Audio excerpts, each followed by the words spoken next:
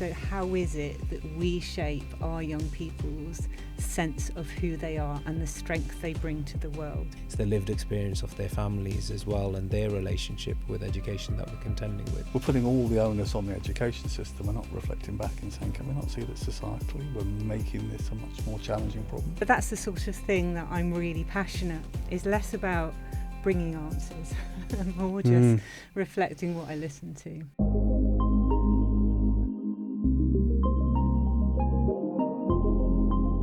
Well, hello. Welcome to the studio. For those listening in for this exciting episode, we're going to be talking curriculum and skills. I'm Al Kingsley, and you're listening to What Matters Most.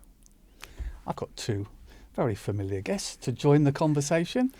Familiar to me, and I suspect familiar to many of you who are going to be listening in. So in no particular order, other than ladies first. Of course. I'm going to introduce Rachel first. Rachel Higginson, lovely to see you. Oh, it's wonderful to be here. Thank you. I've written a grown-up introduction for you Go on because I then. don't like to put people on the spot.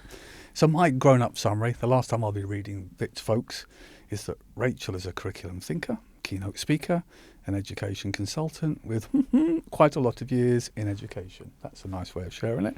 She's the creator of Finding My Voice, a whole school personal development and oracy approach, a former collaborator with Myatt & Co., has written DFE approved curriculum for a Southwest free school, and is passionate about building a more holistic, fair and fulfilling education system, one where every child's voice matters.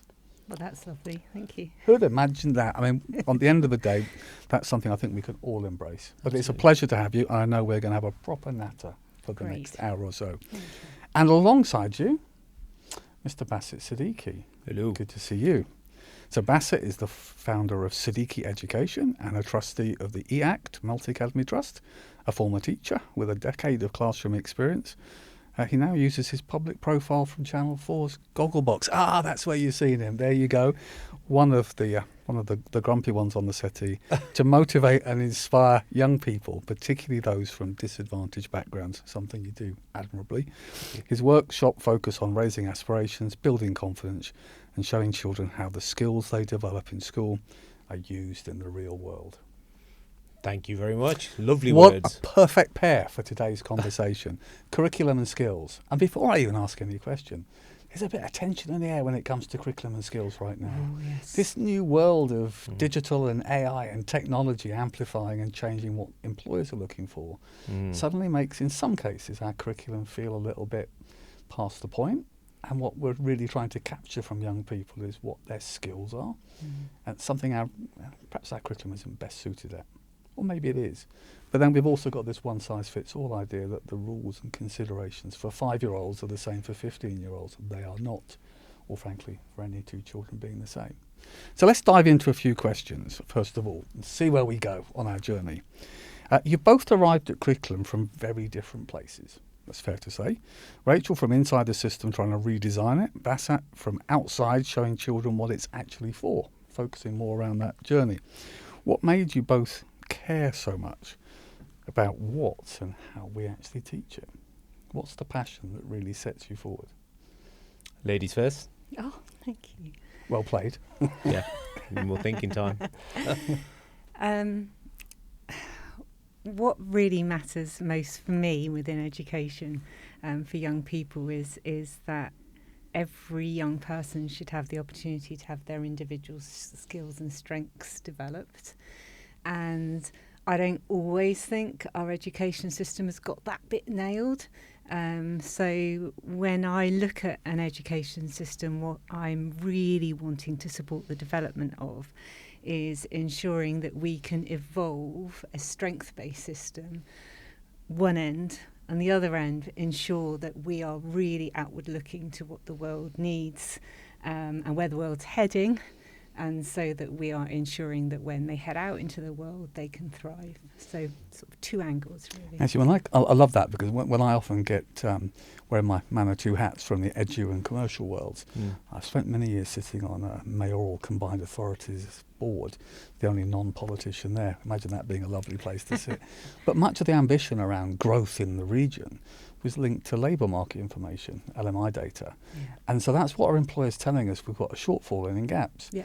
And sometimes it feels that hello, this is what we need, Yeah. is drifted down to a curriculum development, curriculum reform. And by the end of it, we go, I tell you what, we'll just nibble around the edges because any more than that seems like too much. Is that fair? Oh, it totally is. And I think something that we're not terribly good at as a system, as an institution, is joining the dots and creating a flow between, like you say, industry and what's really happening, but also research that sits outside education about what really shapes a human. It's not just about getting young people ready for economy. It's about what builds that true Agency. sense of Yeah. happiness in the world and how can I thrive whatever I end up doing. So yeah, I think we definitely need to take a big look at institutional change about the way we work. You know, and I'm not just talking policy reform. That's obviously a part of it, but grassroots, there's so much more we could be doing. For example, I was working with a trust last year where we were working with the local council to look at their 5-10-year plan of what's happening with the economy on the ground and how we can support the schools to really ensure that what they were developing was in line with where the local community economy was heading. Nice. You know, so there are nice ways of doing that from a grassroots angle as well.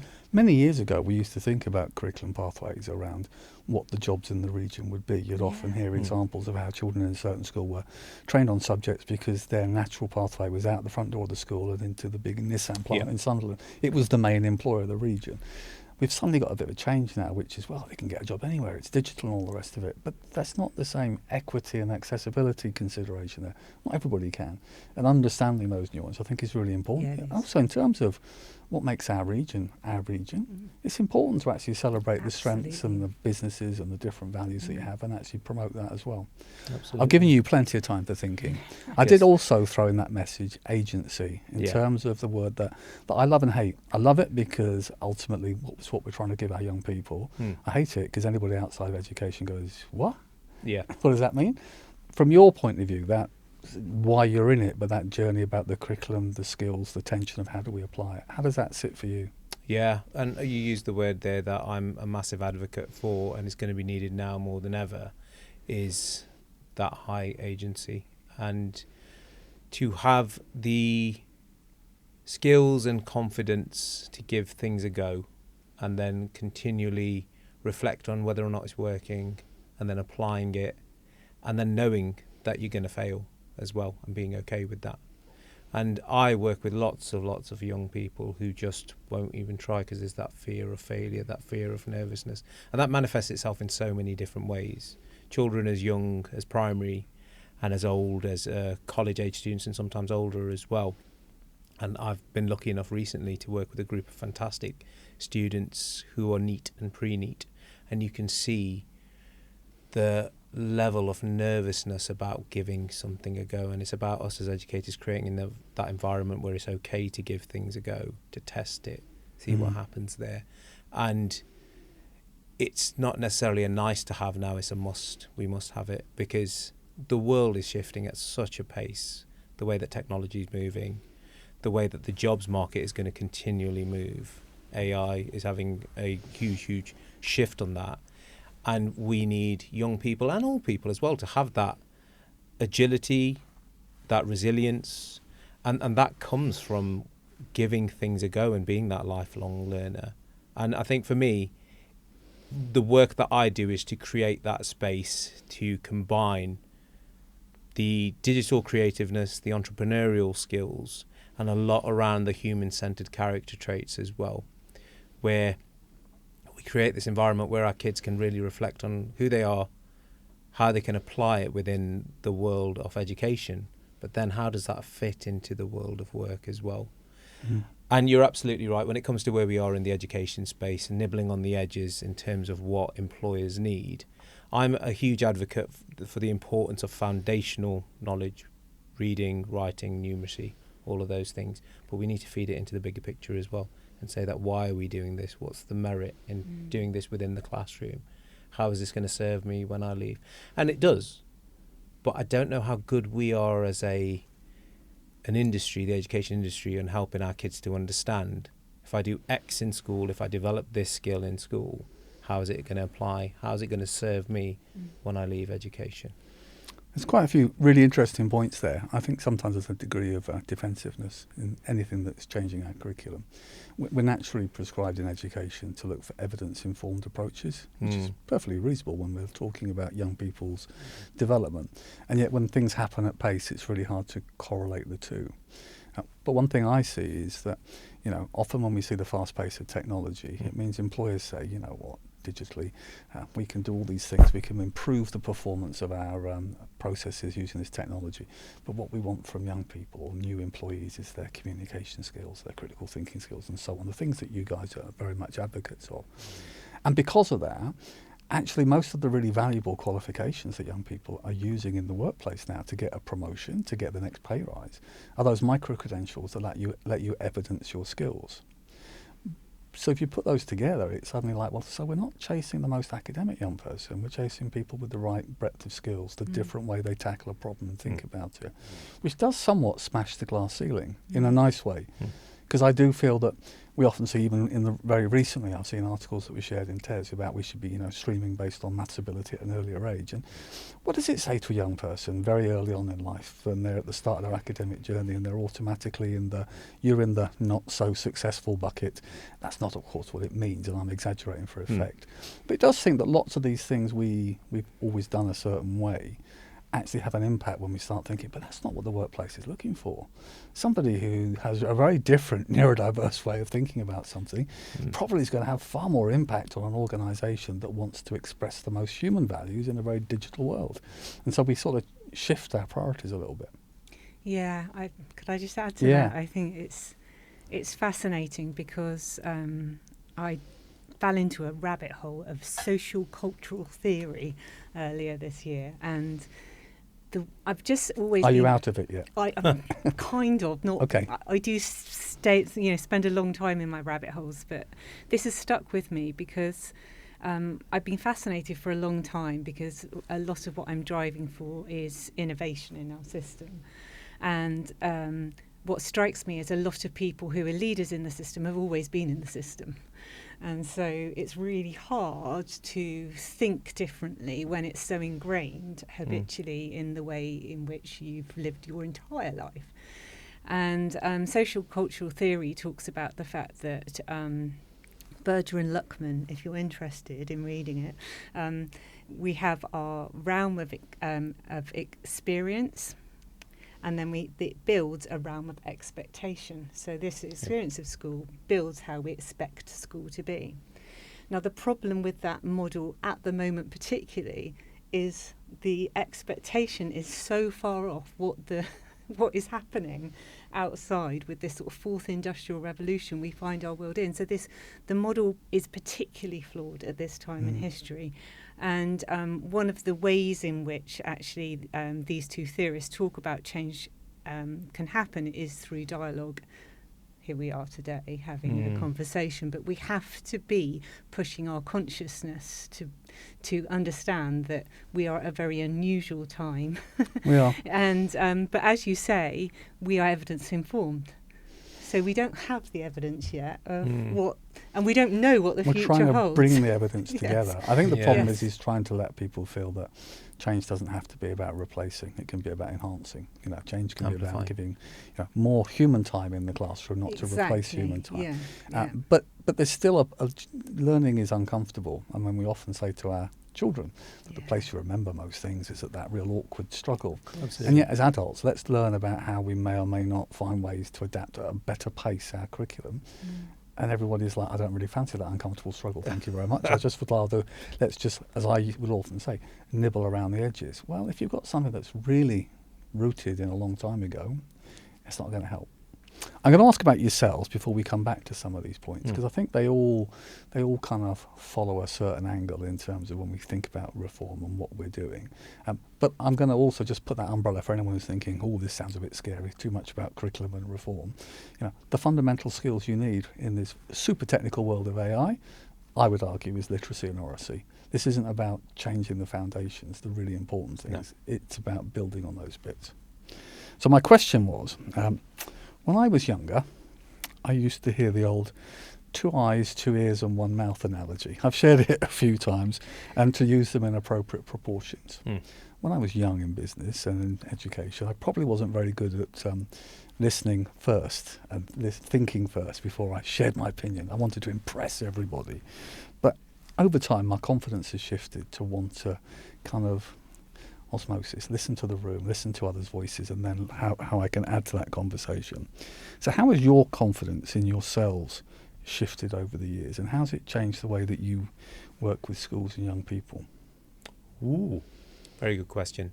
You just get to know yourself, I think, and it's opening up to the fact that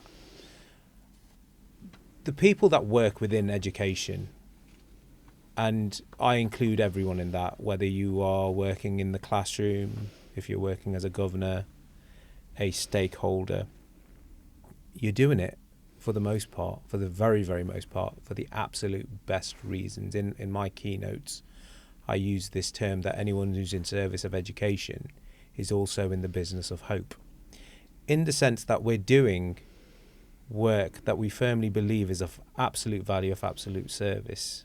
And I think if you have that in your heart and can authentically say that you're doing it for the right reasons, then you're open to listening and responding to feedback from absolutely anyone within this space.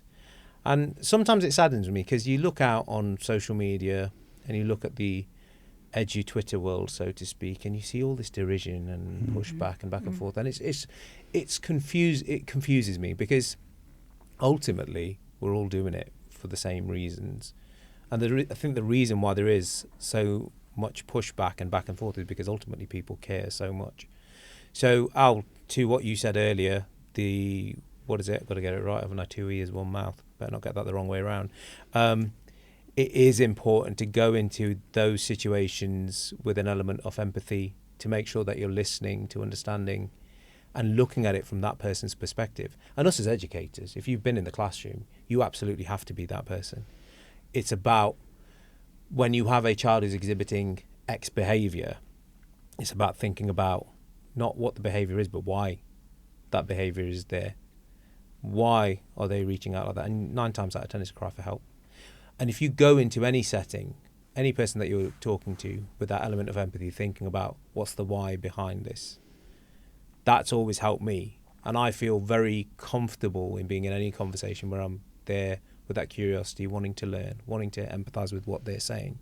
So for me, I am very, very grateful that I get to learn from so many different people. And if I don't necessarily agree, I look at their perspective. I try and look at where they're coming from in terms of that. And it's just helped me to feel much more comfortable and confident with the work that I do and where I sit within this education ecosystem. Life would be awfully boring if we all agree with each other. Absolutely. And actually, if we have this crazy idea that every child is different, maybe we can have different perspectives depending on children and their needs anyway. Well, now, and I do this talk constantly with the education space as well, and I say it with all sincerity, especially to the kids. I'm not the be-all, end-all. When I come into your sessions, I will articulate my journey and the work that I do, but I need your feedback in order to grow. I need it. And by me modelling that, they think, okay, well, that's okay for me to continue to learn as well. And I think it's incumbent on us as the adults in the room, as the role models, to be okay with that and say that we're living in an age that's just shifting. I mean, you and I, Al, had a 10-minute conversation about where tech's going and everything prior to this. And if we had a conversation in about 4 weeks' time, it'd be different. So we have to be open to the fact that things are going to shift and be okay with that as well. What about from your point of view, Rachel? Oh, to be honest with you, like, the older I've got, the less I know. But I do think I've probably got a bit wiser about the way in which I interact with education. The central sort of philosophy of my work is listen to understand. So whenever I go into schools, I always ask to meet with the pupils first morning in. Like, that's my absolute priority. I think they hold a truth that is so beautiful and powerful and pure. And as someone external coming in, there's something about the way that young people share, if you just hold a space for them, that is different, and that's powerful. But I also think, what drives me is just a deep sadness and anger about the way in which our institution, not the educators in it, sort of shapes perceptions of self in a way that I don't think we should. We have around 2/3 will leave a success. 1/3 of our young people will be deemed as a failure. And that's excluding the 25% that aren't in a mainstream setting. I work with those a lot too, and that's incredibly sad. And when I talk about listening, I metaphorically listen, geeking listening as well. And, you talked earlier about ability groupings, for example. And if you really think about the hierarchy we've built, high ability, middle ability, low ability, send. That is a ladder of categorization of our young people that shapes their personal beliefs about who they are in the world. And so that's the sort of thing that I'm really passionate, is less about bringing answers and more just reflecting what I listen to. Well, let's just dig down on that one, because I had a question specifically for you on this one. And we're moving a little bit more into the what we should be teaching mind. So you've written about the tension between knowledge-rich curricula and the children who fail from the day they step foot in reception. How do you hold rigour and humanity together when thinking about the classroom? So one of the big misconceptions of my work is that I'm anti-knowledge rich, or I don't love rigour. Actually, people are quite surprised when I come in, because I'm to schools, because I'm supporting them to develop really rigorous systems and process and coherent curriculum. We need strong foundations, but we then would need to have sort of a 50%. They're not a zero-sum game, though, aren't they? Those two. No, things. Absolutely, two sides of one coin, and the other side then is being incredibly mindful about what that space, how the space interacts. How we, if we have a room in our school and it says Send Hub on the door, what message is that giving to our community? If we have a room in the school which is just a hub and we have our music lessons in there, as well as our, just being incredibly mindful about the makeup of everything. And then the other element of that I'm incredibly passionate about, particularly for now and how we need to innovate our system, is being much more intentional about the human curriculum. So how is it that we shape our young people's sense of who they are and the strength they bring to the world? And when I'm talking about strength, I don't mean, you're good at maths and you're an artist. I mean reflecting the individual beauty they bring. So whenever you walk into a space, you always make me feel completely safe and loved. You just have this presence about you. Now, that's what I truly believe. But if you were a pupil... That's been a lovely thing to say. I do truly believe that. Can we just finish this filming now? I think we're happy. But if you were one of the young people in a school, and I authentically said that, just as I authentically meant that, next time they walk into a space, they know the role they play. They know they bring this beautiful energy. And every young person genuinely has that USP that is them. And if we can knit into a curriculum a rigour about that element, about everyone having those strengths reflected, something really special starts to happen. Because then, if we're talking about that sort of frustration tolerance, being able to take risks in my learning, I know I've got this about me, but this is something I find more difficult. So I've got this confidence that I'm stood upon that doesn't relate to the fact I find maths really hard. So I'm less likely to get frustrated in the same depth of way that we see young people experiencing at the moment.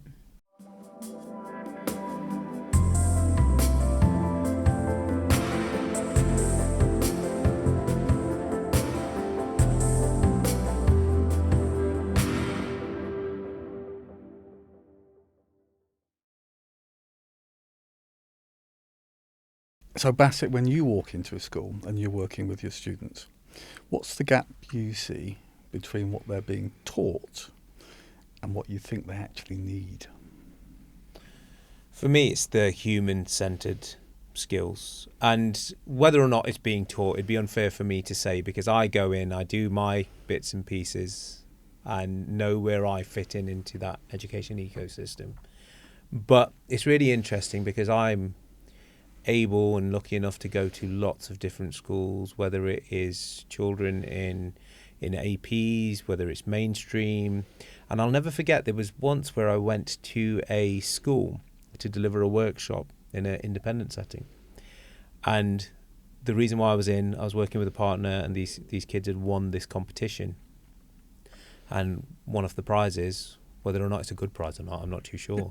I was going in and doing one of my keynotes. It's a great prize. A great prize, yeah, fantastic. But peppered within that is this idea of celebrating your success.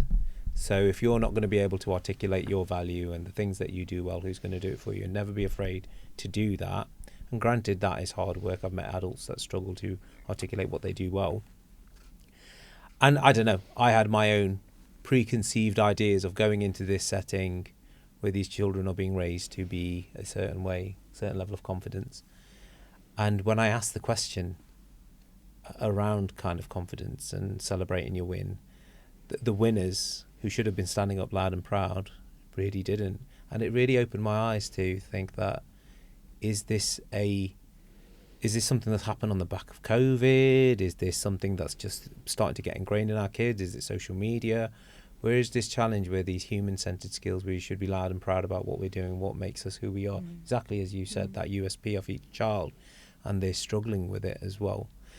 And is that partly about the optics we portray now in our digital world? Means that young people have, and always have, a set of innate skills that each child is blessed with. But now there's much more pressure to compare what they think their skill set is with what they model and see on others. Potentially. I'm very mindful of meeting young people who are incredibly good communicators, but will almost constantly be apologising for their lack of confidence, or I'm probably not saying that very well. And it's like, you've no idea, but I guess if you look at the 0.01% of a video clip of somebody who's been edited 3 times to sound flawless, you might have doubts about your thinking. And I wonder if it's also, are they given that space to do that as well within the education setting, to just have that space to communicate the effective oracy and share their thoughts and opinions and have a space to have that feedback as well. I love the oracy point, and it's age and stage. We need to be doing more debating skills as kids get older as well, having that confidence to disagree agreeably. There's a key word in my world. Yeah. Disagree agreeably. Come on, that's the way that we should all be doing it. The art of diplomacy, honestly, But the discussion point and understanding that thing, because actually increasingly, I'm going to put a little thing out there. My first throw into the crystal ball of 5-10 years from now, most people won't be using the keyboard. There you go. We'll all be talking to our devices and asking questions. Oracy will come to absolutely the fore in terms of effective iterative questioning and listening skills and how we actually do things. So that kind of starts with, I shall steal your advice, which is, do we start by, if you encourage a child that comes through and saying, you always are so eloquent in the way that you communicate and share your ideas, I'm looking forward to what you're hearing from you today, you immediately give a child a sense of confidence about what they're going to share, rather than modelling and celebrating, isn't it? Thank you for the correct grown-up words, but I was trying to stumble along. But it is, isn't it? It's that you have to do those two things. You've got to model that it's okay to articulate yourself and not have a clear, succinct answer as well. We kind of pause, slow down a little bit, speed up, and that's absolutely fine as well. But that then comes with confidence, and it goes back to exactly what you said. You need that foundational knowledge. 100%. That knowledge-rich curriculum, it is important, and they don't sit either or. You develop that schema that you build upon, and that's where your confidence comes from, and that's absolutely okay as well. Yeah. Could I jump in with the authentic oracy approach? So at Finding My Voice, we developed something called the authentic oracy model, and that's because of exactly what we're just talking about. Because about 5 years ago, when this was all in development, I was working with young people in schools, and I could see the intensity that the performity culture was putting on them. In their head, they were in Snapchat when they were in school. They were thinking their thoughts through and thinking, I'm going to TikTok that later. They subliminally tell their friends how they're feeling about the world through their TikTok reposts. I mean, it's just the most obscure world that our young people have created. And to some extent, it's quite anarchic as well. And so the authentic oracy model was really about helping young people to develop their authentic voice, both for the physical world, but also to acknowledge that oracy exists on the online world as well. So the authentic oracy model is about helping young people to grow confident in who they are and to grow confidence in their authentic voice. And for some people, that won't be speaking confidently, but it'll be being them. The second part of it is learning how to build and grow a conversation, and that's all about listening. Yeah. Right? Because what happens in dialogic spaces, particularly in schools where young people might be more fluently successful, so if, for example, more in the independent sector, dare I say it, there's sort of an anxious perfectionism, and they're quite monologic, so they speak into a space, they're waiting for their turn to speak. And it's common with all areas of life. So actually learning to listen and build and grow a conversation is really important, but then also learning how you have dialogue, which is messy, speaking over each other, holding the space together. And I agree with you about debating and sort of disagreeing well, it's often called. But I also think our society is so polarised, we actually need to work to try and find mutual ground as well. Absolutely. Because the social media has sort of pushed us into the either or ground, and so I do think that we're quite quick really to put flags on important. hills, aren't we? And then we're forced to hold a ground or a position. I mean, we're seeing it in education right now at a much and broader part of that's level, belonging culture absolutely. as well. It's you want, everyone's feeling so anxious, they want to belong with a team as well. I really like this idea of messy dialogue as well, and I inadvertently created that through the Let's Thrive workshops that I do. So the Projects to You've Thrive. created messy, and kind of just saw it and then just love it. I just enjoy it as well. And it's great. So, and it touches on a number of your points as well. So there's a handful of workshops that I do, the Projects to Thrive workshops that I do, where I'll work with a group of kids, leaning back into the agency side as well. And I love the fact that I can strut into a room now and say, you've got an option of these 5 different projects, and it's not for me to decide. It's up to you. You're in your groups of 2 or 3. You can either come up with a concept for an app, a podcast idea, a TV show idea, but a business idea. But the one that I absolutely love, and I came up with this concept because of some work I did with Trafford College Group. They have a community kitchen within their college, and I was brought in to create a little workshop with their business students to create a fundraising experience to raise money for that college. So for me, that's ticking every single box. It's giving back to that community, but the kids are coming up with the solution to raise money and raise awareness in terms of it. So I then evolved that to create a workshop that I call Let's Help, and essentially that's the whole incentive behind it. You can choose podcast, TV show, app design, business idea, or you can think about a problem in the world that you want to solve, whether that's raising money for a charity that already exists, whether that's coming up with a concept for a new charity and how do we raise funds for it. And it is by far my favourite workshop to go in and do, because you get a real idea of how much kids care.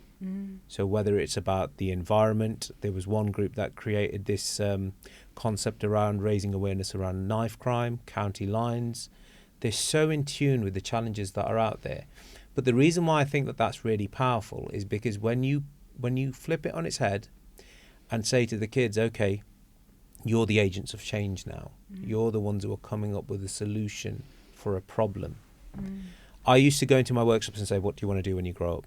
Or what are the opportunities in front of you now?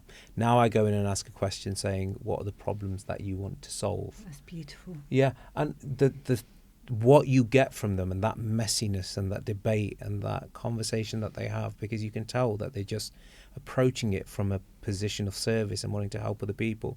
And I'll honestly say it was a happy accident. When you're sitting there and you're observing and you're thinking, this is actually really beautiful. This is that you're getting a real sense of what these kids care about.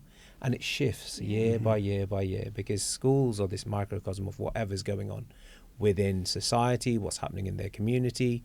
So you'd think you'd get bored of the concepts and ideas that the kids come up with, but they shift every single year, because the world shifts every year as well. Absolutely. What a joy it really And is. listen, I love that, and it also reinforces something for people listening in. I'm very unashamed about why you two lovely people are here. When the team at the ParentPay Group kind of said, who do you want in these different sessions? We need to think differently. We can't just keep talking about curriculum and the way we engage things the way we've always done it. We have had, over successive governments, a natural persuasion to look backwards at what we did before as some safety net of what curriculum looks like. So I'm going to ask you a few questions. We'll look for a few sort of shorter answers as we punch through a few. That's going to be tricky, isn't it? I can already sense. This is just upping the tension. People at home right now are going to be ripping open the popcorn and thinking, what's he going to fire? So we'll go with an easy one to start with. Curriculum review has been ongoing for a while, hasn't it? All sorts of different areas. If you could whisper one thing in the ear of a review panel right now, what would it be? Look to the future. There's a nod to it, but it like we cannot predict what it is, but we do know that we need to be more human, and those elements can come all the way through the curriculum. That would be my answer. Be more deliberate in joining the dots. Kids are great, but if they don't know what they're doing it for, what's in it for me, why are we doing this? And I think that's at every single level. See, it's a fairly consistent voice that would share that. And yet when it comes out, we end up just nibbling away at the edges. But I also think that's down to implementation. I know this is quick, so I will say this quickly, is that when we deliver, let's say, the history curriculum in the classroom, we look at the content and we deliver the content. But as practitioners, if we look to the purpose and deliver the content through the purpose, we've then got that human element. So some of that can be done in school. And this, just to be clear, this is not me suggesting we've got the wrong people. These are some really good folks who have been involved in curriculum review. It's just, it feels to be a fear we can't go too far. We can't start connecting the dots. I would argue in some subjects, maybe that phrase about you can't polish or something springs to mind, which is you've got to be bold and start again, you know? And again, I know time, capacity, all these challenges. But as we're talking through here and we're saying, look, we know we've got a curriculum, no one's disputing the foundations being core to a child's development, but here's all the other things happening in the world. And we're kind of thinking, well, if we nibble away here, that's going to set us right for the next 5 years. I mean, look externally at what's happening with some of the curriculum redesign that's happening around the world and think, just hang on a second. You know, even right as we're recording this, and depending on when you're listening, we are current whenever you're listening. It absolutely, you know, Saudi Arabia have just introduced where there's a fixed AI element of curriculum for all age groups moving forward. You know, it's thinking about. Now, that doesn't mean that just by sticking something extra in a curriculum makes it better. It's got to be considered, but you've got to be receptive to it, haven't you, as well?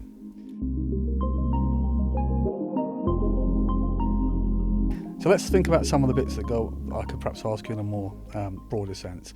There's often lots of talks about future skills for the 21st century and other ones. Is that a useful frame, or does it distract from the basics? I think it's human skills. I think you probably agree. Like, we just need to be growing humans rather than a set of subject outcomes, and that has never been more relevant than it is now. So is that reticence because it's really hard to measure humans? I mean, our system is built ultimately around assessment. We have to have an assessment model to say you did well and you didn't, your school's doing better than your school, or this country, PISA rankings and beyond, is doing better than this country. And we can assess recall and retention of facts by providing high-stakes testing, even though they're not very fair for a proportion of our cohort. But when it comes to growing human beings, a happy human, it becomes harder. And I don't want to spend too much on this one, but I think it's really core to much of what we're going to talk about. Working co-chairing a work stream with the OECD with the Human Flourishing Project, there's an element about how we shift from capturing that academic output of 15-year-olds and that broader sense of how we encourage a sense of awe and wonder of arts, music, history, more about capturing skills. And when a child leaves school, and we say the high-performing school systems around the world, that's Singapore, Finland, wherever, is that a capture of the school system that generated and taught to the test? Or is that children that left at the end, age 16, saying, hell no, never again? or children say, I'm now constantly curious, as I like to say, a lifelong learner, passionate about finding out more. Because generally governments only listen when they're compared to other governments and there's a sense of embarrassment or it limits investment or other reasons that we actually be willing to change. It's kind of a big ask, isn't it, really? But it's like, if we really think that the most important things is our human capital, surely the only driver is going to be when we start measuring it and schools say, I need to do more and focus more about allowing that child to bloom because I'll actually get somehow the credit for it. Or it's a really tricky one, though, isn't it? Because I completely understand why we have our assessment structure, why we're grading to what we're grading to, because it's the here and now, isn't it? But I'm more fascinated on the alumni element. So I do quite a lot in the world of university. I'm on the alumni board for the University of Derby. And for me, that's that measure of success. Where they've gone over the next 5 or 10 years. Yeah, and that they're proud that they come back and say, you know what, this is where I studied and I want to give something back. And that for me is a real measure of success. But I think the way that we assess and measure the development of a school, because it feeds into everything, doesn't it? We as a nation, are we growing economically? And if we're not, if we could trail that all the way back to what we're doing at school, then something is at a miss with regards to that. And I don't know how you do it, but for me, it'd be encouraging schools to reach out, whether it's on LinkedIn, going back to those children from 3, 4, 5 years ago, what did they end up doing? And how much of what they attribute that to school? And if they can say, yeah, school shaped me through X, Y, and Z, okay, can't exactly make a graph from that. But at the same time, for me, that's authentic. That is something where schools made a real change. And my fear is that they're so put to the test and they're so rigid in the way that we're taught that they'd have nothing but a horrible experience whilst they're at school. And that hurts because schools should be creating that sense of awe and wonder, that curiosity. But is it doing it? And there are some good teachers, good schools who are passionate about doing that. And I think the teachers themselves are aware that we're within this system and there's so much more we could be doing. But it's what they're judged on, what they're assessed on. Now, in a certain book that I wrote recently about the awkward questions in education, there was a section in there where I referenced some research in the US who have their, every other year, their NAEP ratings in terms of performance of schools, another snapshot. And they tracked young people where they'd had interventions on NAEP in terms of raising certain standards, exactly based on that. It's about career choices and career options and what followed. And what they showed on this bit of research was actually that the academic changes, interventions made virtually none, because it was about children's life choices and about giving them the right skills where they lived. Brilliant. Back to a point made earlier, which is if you're in some areas of, say, Louisiana, I pick on one particular area, I used to live in Atlanta, you would look and say there's a very different set of choices and life choices and opportunities for young people there than there would be from a cohort of children in New York public schools and them finding their journey. Sure. And so equipping them with the right skills that takes them forward is something that was more important than shifting up a grade level on certain core subjects. Yeah. Again, that element we've kind of come full loop to. I mean, I'd argue with your finding my voice approach, it's more about personal development and oracy, but you're kind of trying to do that so that it feels as part of the curriculum, not a bolt-on. And there's probably the nuance there, which is how do you add on the bits that give the child the best set of skills, the extra bit, and make it feel part seamlessly of a curriculum rather than being an either-or type approach. Oh, You've much. got 30 seconds now, I'm joking.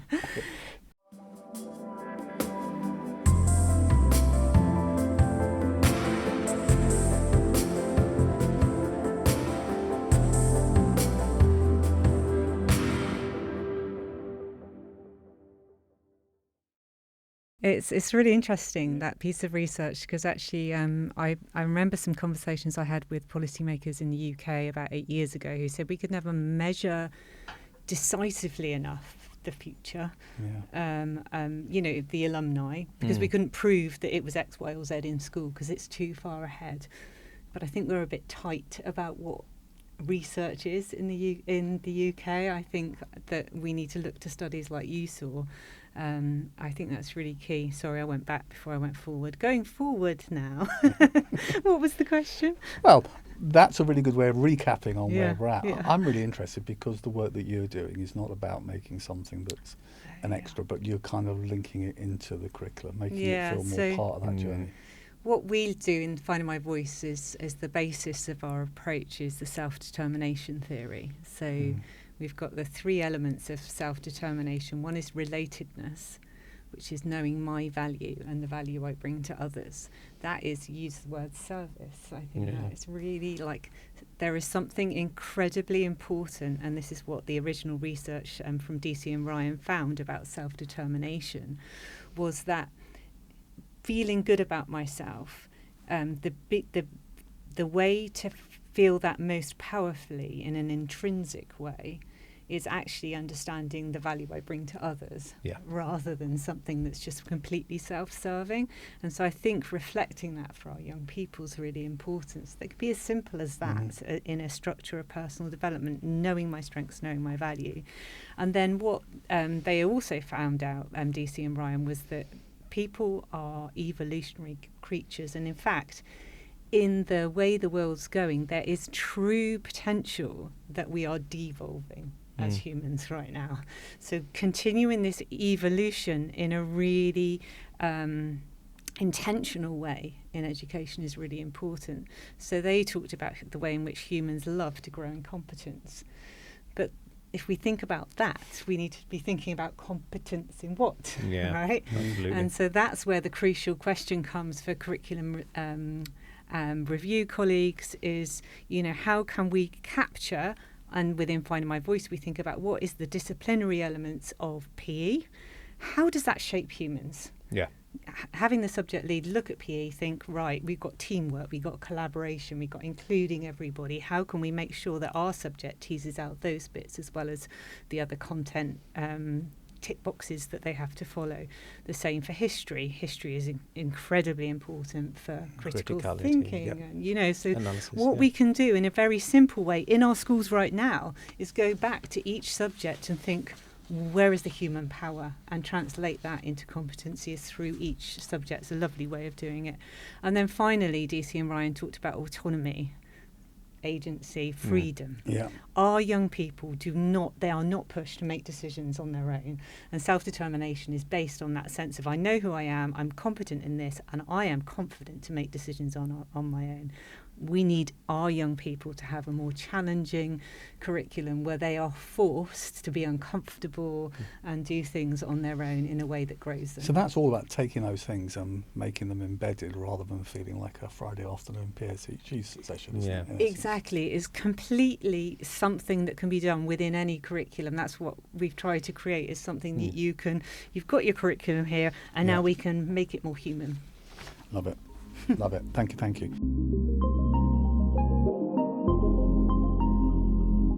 So one for you, Baasit. You've worked with lots of young people across the country in all different areas.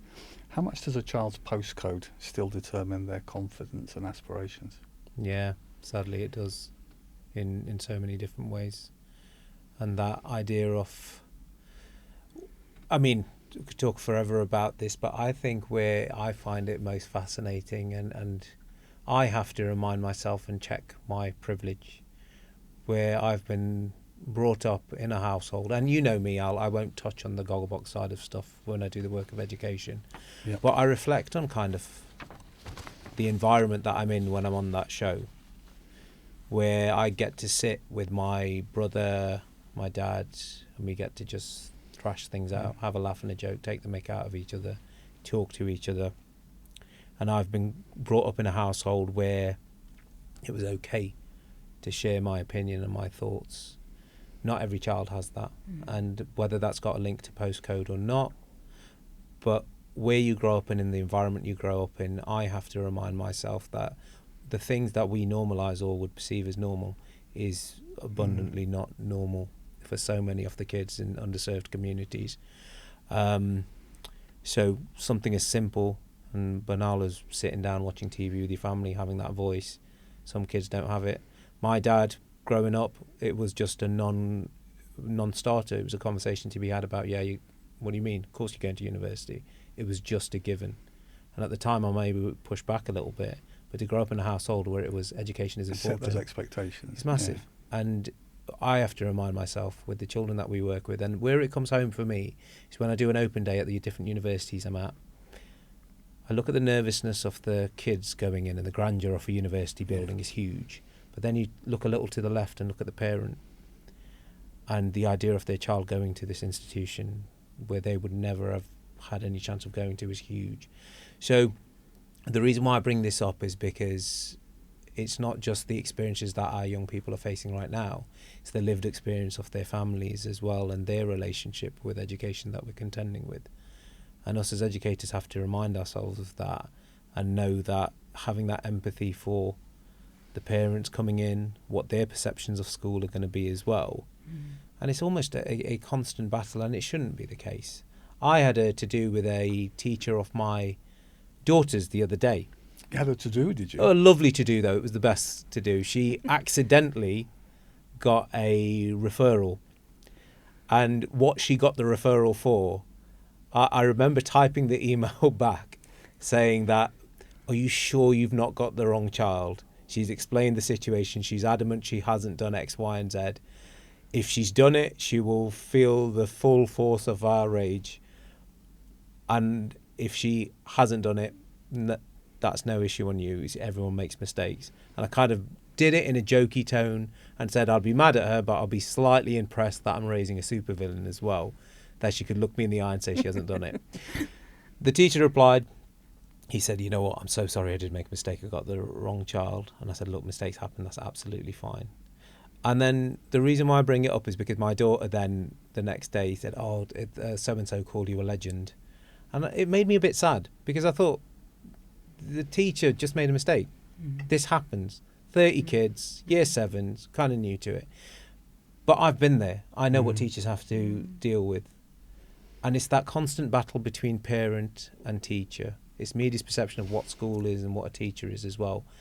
And I wish more people would just meet in the middle, look at it from that position of empathy. It's Rachel's point again, isn't it? You don't have to be on the two hilltops. You can try and find ways to bring together, because everyone's trying to achieve the same thing. But it's in everything, isn't it? It's in whether it's teacher or teacher, SLT against SLT, parent against teacher as well. If we're all in service of education, we are all within the business of helping. Hey, so you've had a to-do recently. Now, I'd like to think I've had a slightly grander kerfuffle for some months, with lots of conversations that there's a natural fear of technology in the broader sense for young people. And a lot of people on the Hill will just not have any of it, thank you very much. And I think we conflate the risk of social media, and I'd be quite happy if social media wasn't a thing that all of our young people were accessing with a device in a hand, with a device in a classroom that's pedagogy-led, with too much use of a device or too much dependency on a device, with AI in the classroom versus AI chatbots and the anthropomorphization and other challenge we get. But actually the bigger one I see as a challenge is not all of those risks, which are all there and worthy of a really, really deep debate and discussion. But back to that Siddiqui family on the settee watching TV together or having dinner together and talking. The biggest impact, and I'm thinking of things like Jonathan Haidt's anxious late generation, is not the device in the child's hand. It's the device in the parent's hand, which means the children have lacked that conversation and engagement with their parents because the parents are busy doom scrolling, chatting, messaging or whatever. And the impact of that on, particularly around oracy, but just acquisition of vocabulary, language, confidence in themselves, that natural, oh, well done, that's great to see, let's build something together. To me, there's a thing where we're putting all the onus on the education system. We're not reflecting back and saying, can we not see that societally we're making this a much more challenging problem? Absolutely. Absolutely, couldn't agree more. We've all grown up in this digital age and had to get used to this new technology, haven't we? Exactly. I think I skipped most of it. My BBC Micro came very late. I was post-uni. When were you? Mine was post-uni. I got a phone like 2-3 years after uni. Well, to be fair, I was beyond that. My phone, to be fair, required quite a lot of shoulder effort to lift it. It was referred to, for those listening, as a transportable, which meant you got a large brick of a battery and a phone handset. I had no one to call, but at the time I was cool, and we'll leave it there. There you go. Still are.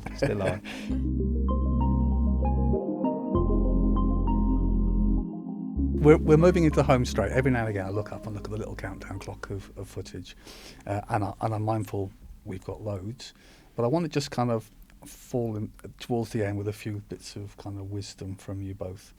And I'm sure there is some in there that we can tease out even further than we already have. So what's a piece of conventional wisdom about curriculum that you've quietly stopped believing?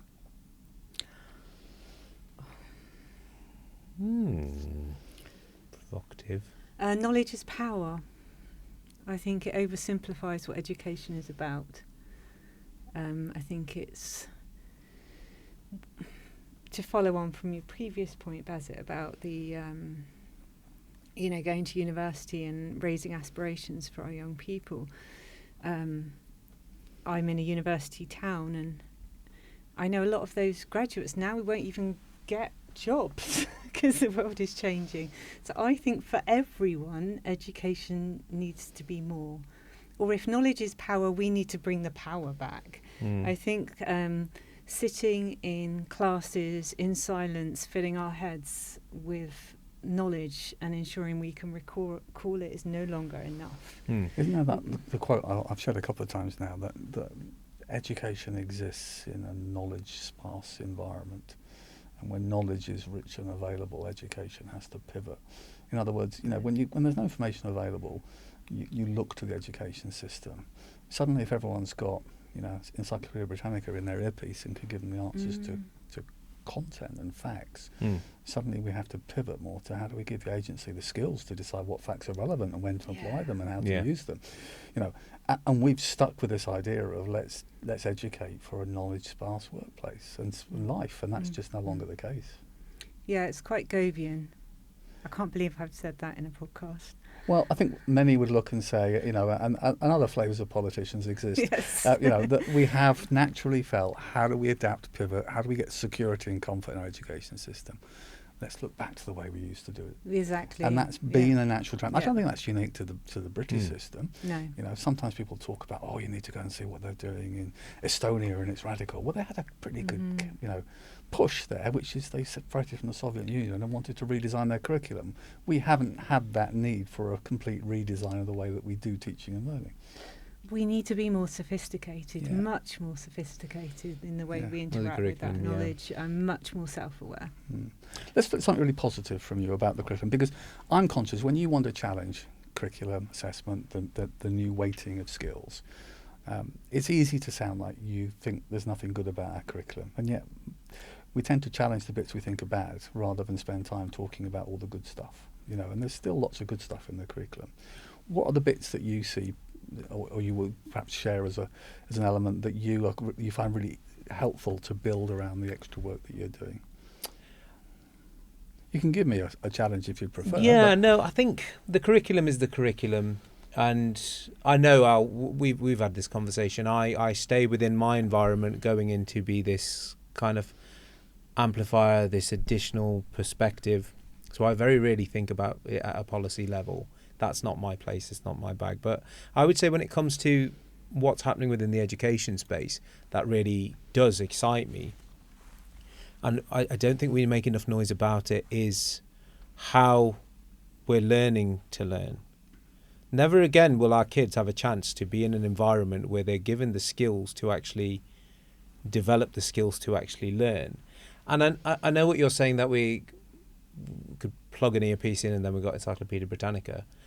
But a child couldn't have that conversation. You couldn't rock up to an interview without having the skill set to be able to articulate yourself confidently.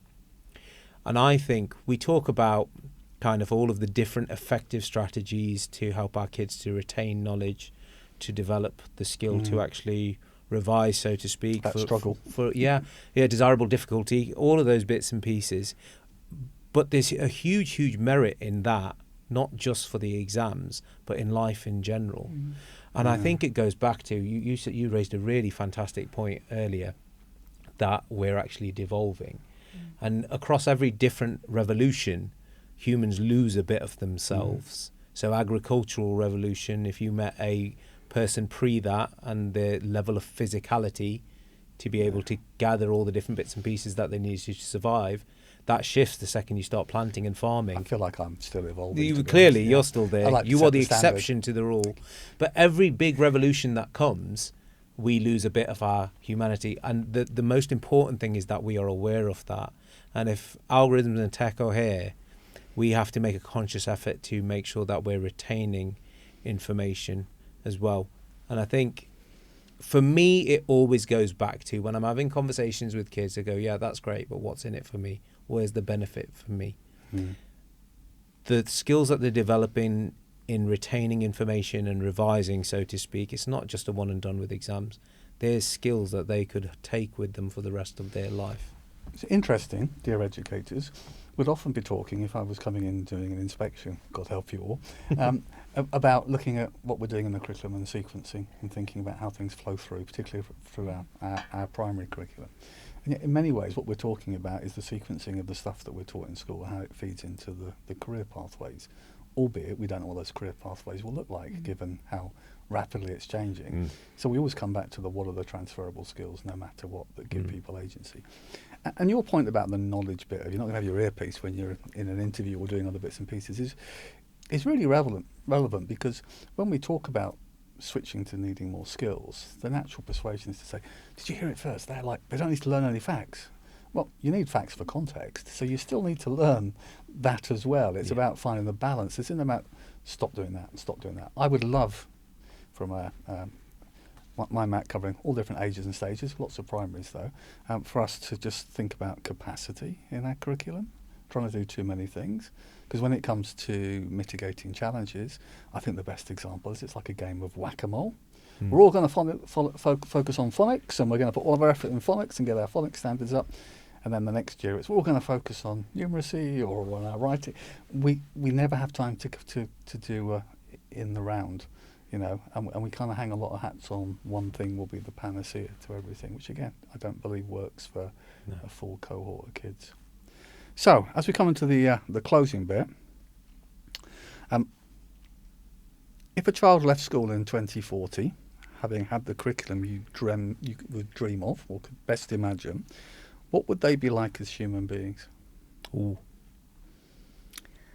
Clearly more muscular, less muscular. Less muscular. Less muscular, not so good for farming. No. But any more detail we could throw on the bone would be really helpful as a closer. Well, that's all I've got, if I'm honest with you. No. Oh my gosh, that makes me quite emotional because I wanted to end on a human fact because it is about the person that steps into our communities. Well, whilst you're thinking, if I'm all right to give my piece, because I often think about this avatar, this child, what does success look like? And of course it's different for everyone and everyone's got their own definition of what success is.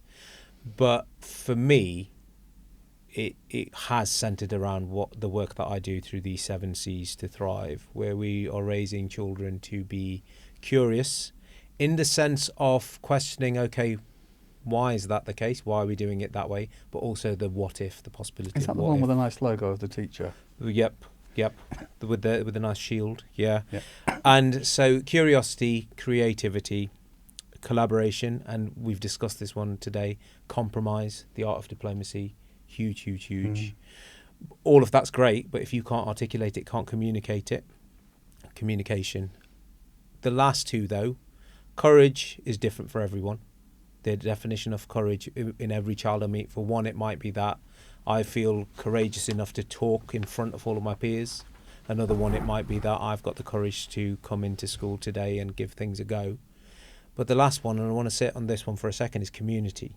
For me, when I think about this avatar of this child 40 years from now, it's that they leave that education space feeling that they've got the abilities and skills to do whatever they want, but also feeling a sense of service to the community that raised them and wanting to give back to that. I think for me that would really, really be it. That I've got the opportunity to go out and about into the big wide world, but Derby kind of needs me right now, so I'm going to go there and stay there. And there's something really poignant there when we can all apply for a job via Zoom somewhere in the world and never leave our front room. That sense of, are we going to add value back to our communities? Yeah. You know? And I think it's needed. I really do. You look at kind of our communities right now and where's that community sense?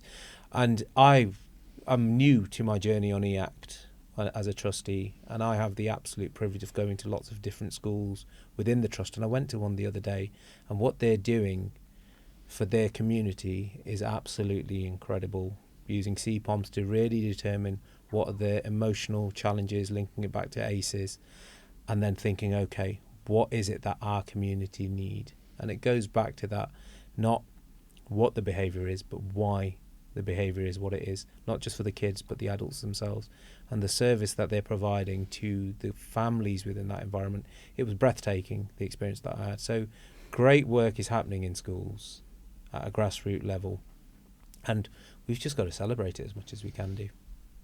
Thank you. That was really, really nice, way. Rachel. It was such a good answer that I've just deeply listened to you and now haven't spent that time curating my own answer, so I'm just going to speak from my heart. But you kind of ooze passion, don't you? So I know you don't need much prodding on this one. So in 2040, what I would aspire to, first of all, at the moment I'm really leaning into hope. Like, I am hopeful that humans are going to do the thing that humans do best, which is evolve and flex with what society needs. And I think that really needs leaders on the front foot to do what they know is right. In Finding My Voice, we start with what we call the fingerprint culture, which is deeply listening. So I would say a curriculum that listens. So you listen to your community. What is unique about this community, and how can we build the beauty within this community? So not always, like you said, focusing on the weakness. We've got to improve this. We've got to get better at this. But actually thinking, where is the beauty here, and how we can evolve and grow it? Whatever the policy changes are and government does, every leader has the skills within them to just lean into a bit of the human beauty that's there, ramp it up. And I think I would aspire that would be a deeply human-centred curriculum. And rather than the devolution, what we're seeing is that we're having the confidence to pivot and build an even better future with AI. And why not? All of these conversations, these different films, are about just having the critical thinking, the space to tackle the difficult topics, the awkward questions, to figure out, as the series is called, figure out what matters most, you know, and no matter which way we follow through, whilst there's a natural pressure to simplify and streamline the curriculum that allows for one national measure, all of the conversations come back to, how do we celebrate the human being? How do we capture the essence of being human? How do we capture skills more fairly and accessibly? How do we assess fairly and accessibly? And does the curriculum fit? And finding that sweet spot between what we might all have as our aspirations, and to be fair to the Department for Education, what is practical to do at scale, and to have consistency when it comes to measuring and maintaining that, and giving parents consistent information about where's the best pathway for their child.